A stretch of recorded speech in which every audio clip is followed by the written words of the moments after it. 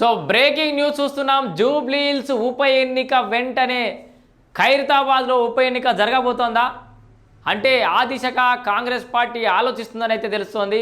So ఇప్పుడే అందుతున్నటువంటి ఈ update ప్రకారం అంటే ఖైరతాబాద్ ఎమ్మెల్యే చుట్టూ జరుగుతున్నటువంటి వివాదం ఏదైతే ఉందో ఆ వివాదం మరి ఉప ఎన్నికకు దారితీస్తుందని చెప్పేసి అయితే వినబడుతోంది.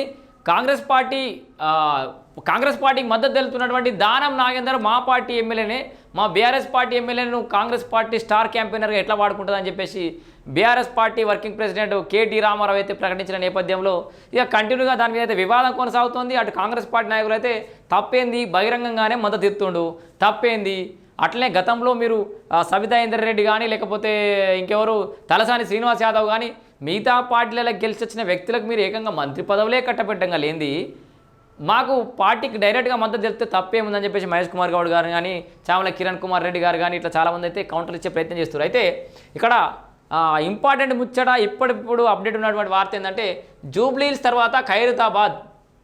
సో ఇక్కడ పార్టీ ఫిరాయింపు ఎమ్మెల్యేలకు సంబంధించి చాలా రోజుల నుంచి అయితే ఈ అంశం నానుతోంది.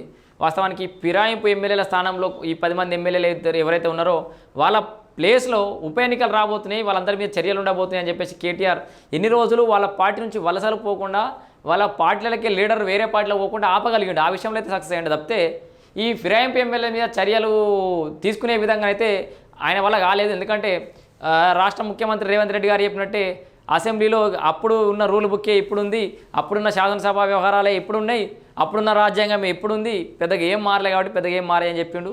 మరి వాస్తవానికి గతంలో బీఆర్ఎస్ పార్టీ అధికారాలు ఉన్నప్పుడే గొర్రెలు ఉన్నట్టు బర్రెలు ఉన్నట్టు అసలు ఈ కొనే ధోరణి స్టార్ట్ చేసిందే బీఆర్ఎస్ పార్టీ.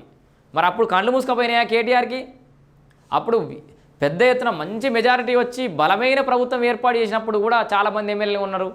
రాజకీయ పునరేకీకరణ కొత్త సూత్రం చెప్పి కొత్త మాటలు చెప్పి మాయమాటలు చెప్పి వాళ్ళు అధికారం చెలాయించారు. ఇప్పుడు అందరికీ పార్టీ ఫిరాయింపులు అవి అని చెప్పేసి అది వచ్చినాయి. ఇక్కడ త్వరలో రాష్ట్రంలో మరో ఉప ఎన్నిక రానుందా అని చెప్పేసి అయితే ఇక్కడ క్లియర్ కనబడుతోంది.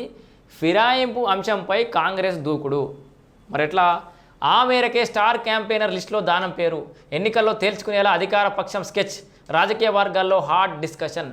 సో కావాలనే దానం నాగేందర్ గారిని జూబ్లీహిల్స్ బై ఎలక్షన్లో స్టార్ క్యాంపెయినర్గా పెట్టింది కాంగ్రెస్ పార్టీ. ఒకవేళ జూబ్లీహిల్స్లో సానుకూల ఫలితం రాగానే ఇక్కడ ఖైరతాబాద్లో దానం నాగేందర్ని